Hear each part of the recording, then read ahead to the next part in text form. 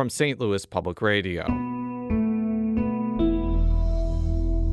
This is the Politically Speaking Hour on St. Louis on the Air. I'm Jason Rosenbaum. I have to admit that I was excited to host this program on Halloween, which happens to be my favorite holiday. For the next hour, I possess unlimited power to infuse this show with references to monsters, supernatural ability, and why Three Musketeers is the best Halloween candy.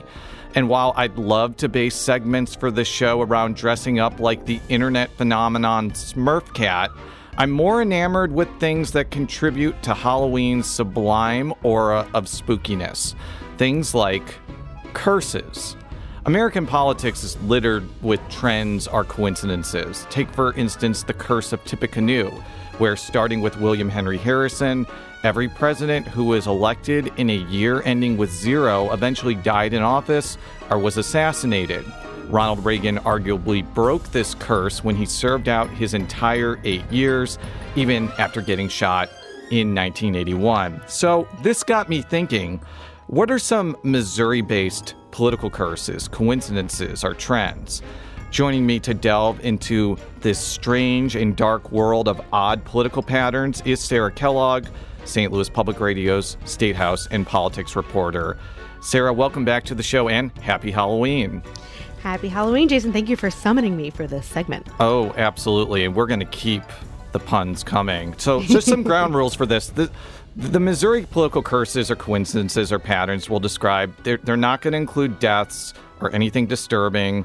Many of them are going to be based on elections, but we'll touch on some intriguing legislative curses too. So the first curse that comes to mind is the curse of the Missouri House Speaker's office. Since 1984, every House Speaker who tried to run for a statewide office lost. Steve Gaw lost his bid for Secretary of State in 2000. Catherine Hanaway lost bids for Secretary of State and Governor. And most recently, Dean Plocker's bid to become Secretary of State floundered badly. Hanaway, of course, was appointed Attorney General, but she won't officially break this curse unless she wins a full term in 2028. Sarah, why do you think House speakers make for not-so-good statewide candidates? I think there's lots of reasons, but one of them could be the prior elections that House speakers have to go through and how that may translate statewide. So there's 163 members of the Missouri House, which means that compared to statewide or even a state Senate candidate where there's only 34 senators, that's a small area to cover and a smaller number of constituents. And there might be, an overconfidence of how much being the speaker weighs the scales, if at all. If it's not your particular representative, does a Missourian know who the speaker is and care, And I'll also say with the Secretary of State's race, that was an incredibly crowded race and Plocker more or less switched last minute. So that was always going to be an uphill battle. But, that might be some of the reasons why. Now, interestingly, the only House Speaker since Kenneth Rothman, who won Lieutenant Governor in 1980, to win anything, like any office at all, is Ron Richard, who ran unopposed for a state Senate seat in the Joplin area. Current House Speaker John Patterson may try to run for the state Senate next year, too, to try to succeed Senator Mike Searpoy in suburban Kansas City. But I guess that pathway is a little bit more difficult. That's going to be one of the most competitive races in the state, isn't it, Sarah?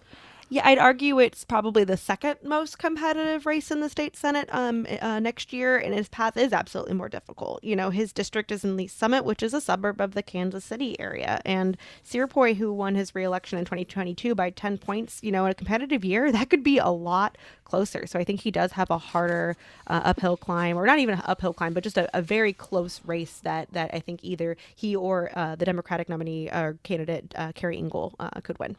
The next curse I want to highlight is the 41.7% curse. In 2010, Democratic state senators Wes Schumeyer and Frank Barnitz both lost re-election to rural state Senate seats, and their GOP opponents both got 58.3% of the vote, which it's pretty unusual for two races at the same time to get the same percentage. Since that election, Missouri Democrats have not won a Senate seat outside of the Kansas City, St. Louis, or Columbia metro areas. Sarah, Democratic malaise in rural areas is something we talk about on this show all the time, but from a legislative perspective, can you talk about what it means for Democrats to have no legislators anymore from outstate Missouri? I mean, it means that there isn't a Democratic elected voice in that area, and it sometimes means there isn't really a choice for Democrats or for the voters. Roughly 30 seats were uncontested for Republicans last election, 2 being senators, and for Dems it was around 18, and a lot of those, uncontested seats for Republicans were in rural areas, and I think that compounds, if there isn't a bench, then that means there's not going to be candidates. And that means that rural communities aren't hearing from Democrats and vice versa if they aren't seen as winnable districts. And next year, State Representative Betsy Fogel of Springfield has the chance to break that curse. I mean, frankly, Sarah, she's seen as kind of the soft favorite in a district that has not elected a Democrat in recent memory. How much pressure is going to be on Fogel to win that seat? Well, you remember how I just said that I thought Patterson's race was the second most competitive? I think this is the most competitive race in this next year election for Senate. Senate Minority Leader Doug Beck has pretty much said that they assume they're going to win this seat, which is kind of a bold claim. I think there's more pressure on Fogel than any other Dems that are looking to flip districts this year. And I think it's because House Springfield has just creeped towards being purple, the last couple of elections. Former House Minority Leader Crystal Quaid was the first of those Democrats to represent a part of Springfield in the House. There are now 3 Democratic reps from Springfield. I can't imagine the pressure for that. And that I do agree that I think Dems might be considered the favorite in that one. It's going to be quite a race. The next curse involves statewide politics. A woman has never won the Missouri governorship, and it has not been for a lack of trying. 5 women, Betty Hearns, Margaret Kelly, Claire McCaskill, Nicole Galloway, and Crystal Quaid, all received a major party nomination for governor and lost. Only McCaskill came close to winning, losing to Republican Matt Blunt by 3 percentage points. Sarah, this is a curse or pattern that a lot of states have yet to break, including Illinois and California, but other states are way ahead of Missouri on this front. Arizona has had 5 female governors. New Hampshire has had 4. Kansas has had 3. Arkansas just elected its first female governor. Why do you think Missouri hasn't been able to join these other places? I mean, in part depends on the candidates and also the party that they belong to. Forgive me if I'm wrong, Jason, but is Kelly the only Republican of that bunch that you mentioned? Yes. So there's an example right there of more women winning the Democratic primary compared to the Republican primary. And for Quaid and Galloway, they ran at a time where Republicans just win statewide elections in Missouri. So I don't think it's the fact that they were women candidates. I think they were the Democrat in that instance. And, it's not a surprise. You look at the Missouri House in total, the majority of Republicans in the House and Senate are white men. So it's a smaller pool for Republicans to pull those candidates in general. And you also have to remember, it took until the current treasurer, Vivek Malik, for there to be a person of color in a statewide office in Missouri. So it's kind of a pattern for the state, and we'll see how long it takes till that particular, that curse was broken recently. We'll see for a woman being governor. Here's a quirky non-election curse. Since 2001, nobody who has represented the St. Louis-based 4th senatorial district have served 2 full 4-year terms. So here's what happened. Lacey Clay left the Missouri Senate in 2001 to become Missouri's 1st district congressman. His successor, Pat Doherty, could only serve 1 additional term because of term limits. Doherty's successor, Jeff Smith, resigned after pleading guilty to lying to federal investigators. Smith's successor, Joe Kevney, won a full term in 2010 and re-election in 2014, but resigned to become an administrative law judge. His successor, Jake Hummel, lost his bid for a full term in 2018, so it's up to Senator Carla May to finally break the curse by serving until the end of next year. Sarah, I do want to get to a broader point here that a lot of lawmakers who are brushing up against term limits often seek out new opportunities before their terms are over. Why is that? Don't people love serving in the Missouri General Assembly?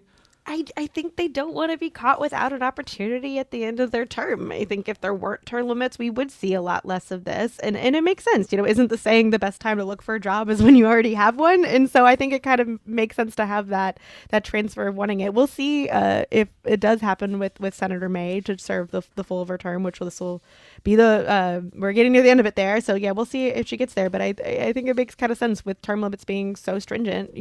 A lot of times you could be out of your job job by, your 40s or 50s in that case with the legislature. And a lot of times you got to keep going. And then there are candidates who seem to be cursed to just never win an election. In St. Louis, we have the late Bill Haas, who pretty much ran for every office imaginable before his death. Jimmy Matthews also ran for many offices too. But interestingly, both of those men have won elections. Haas was a school board member. Matthews was on the Board of Aldermen. So the people I want to highlight are memorable candidates on a state level who never won. There's the late, great Chief Wanna Doobie, who unsuccessfully came in third place in the 2016 Democratic primary for U.S. Senate behind Cori Bush and Jason Kander. Yes, that is actually true, by the way. And then there's Leonard Steinman, the Jefferson City legend who ran for state representative, the U.S. Senate, Congress, Jefferson City mayor, Jefferson City council, and also governor. Sarah, do you think some people are just cursed and will never get elected to office? Or are some people just not good at running and it's not really a hex or anything like that? I think eventually there reaches a point in someone's political career where if they haven't won an election or a statewide election, then the perception is that they just aren't going to. And then the story becomes, quote, oh, this person is running again. They don't know when to quit, especially, when it's consecutive years, if the candidate is running election after election after election. And then they shouldn't be taken seriously because they can't win. So I think in a way they curse themselves by kind of continuing on in the tenacity, but it can also be seen as just that candidate doesn't have what it takes to win. Okay, Sarah, I've given you my Missouri political curses. What is one that comes to mind for you? So mine's more recent of late, which I'm calling the appointment curse, which is if you are a former recent state senator, it might be a little harder for you to get your appointment to your board. If not, the last two that I can think of, which is Dave Schatz and Dan Hegeman, had a little bit of conflict with senators that were currently in the chamber, and that has been kind of holding things up at times. There was also, Missouri's prior health director just wasn't appointed. That was the big thing. So weirdly, the governor's appointment board is considered very ceremonial and not super confrontational. And the last couple of years, it's been weaponized. So I'm going to say, that's kind of a curse that we'll see if it continues into next session. And in the last minute we have, what are some patterns or coincidences or things you're going to be looking for with 2 months away from the 2026 legislative session?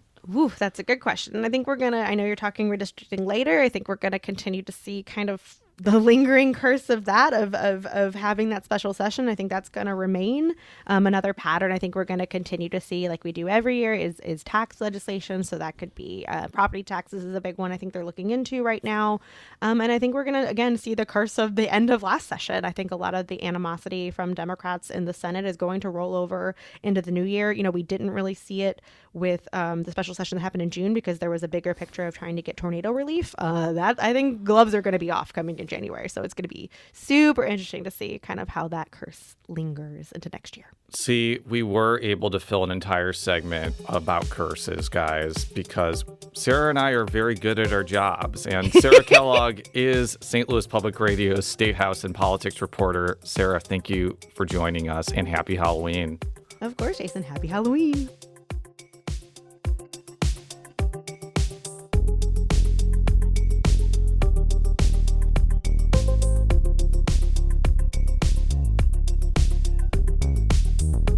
This episode was produced by Jason Rosenbaum. Our audio engineer is Aaron Dorr.